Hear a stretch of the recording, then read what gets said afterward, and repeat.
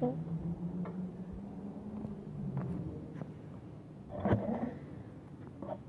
has this ever happened to you guys? You have a problem probably first thing in the spring, right around this time. You take your lawnmower out for the first time, put some fresh gas in the tank, or maybe there's some gas left over from last year.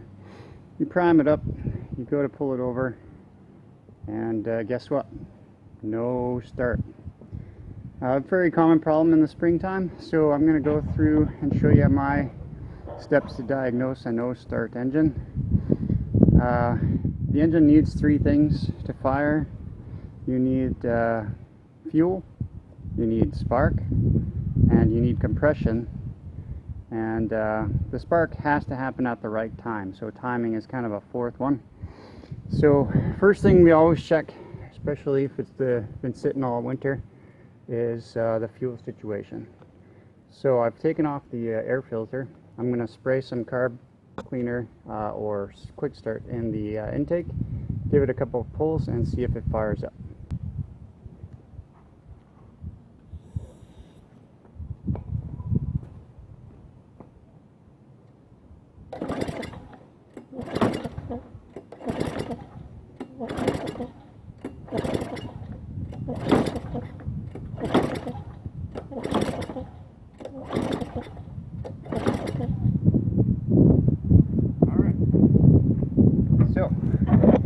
Don't think it's a fuel problem because I sprayed some primer fuel right into the carburetor and that did not work.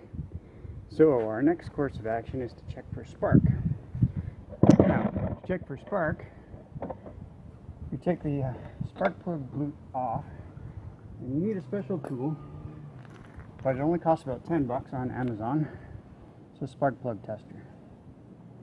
You put your one part of your lead on the spark plug, you put the other one on the ignition coil boot, and we're checking right here for a glow or a spark. Okay, so you guys are going to be my eyes for this one. Sometimes it's hard to see in the daytime, but we're going to give it a whirl.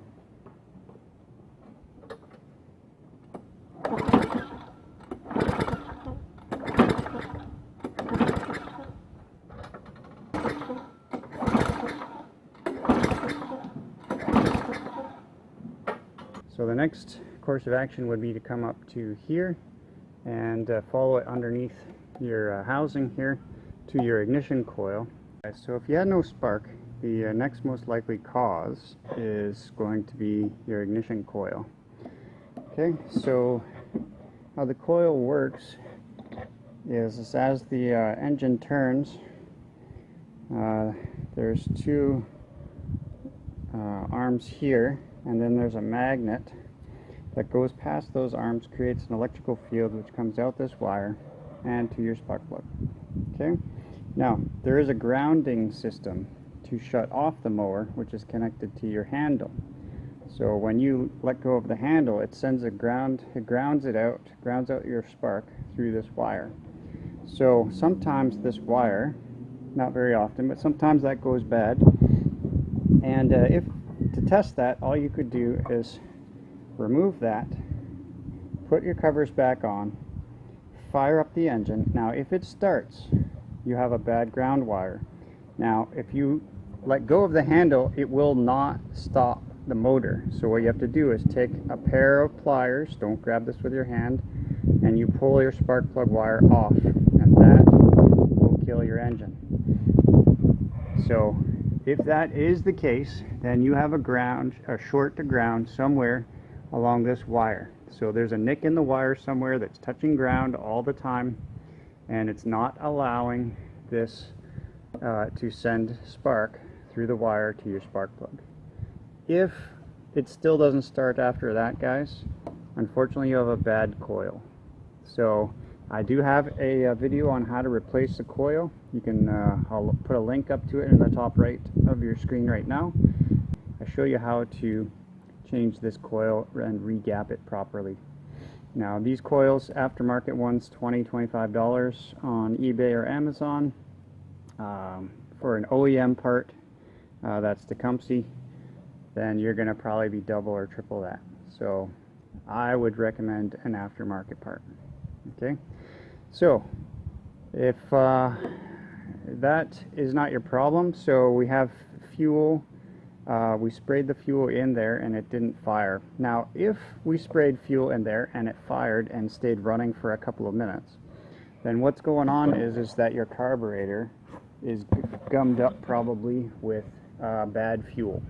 Okay, so if you left fuel in it over the winter, most likely that bad fuel has now gummed up the insides of this carburetor, and you can you're going to have to take this whole carburetor off and clean it. Now I do have a video on that as well. I will put a link up to that video in the top right now, and you can go check out how to clean out a carburetor for it to come to the engine. Now if yours is a Briggs & Stratton, it's pretty much the same, but I do have a video for that as well.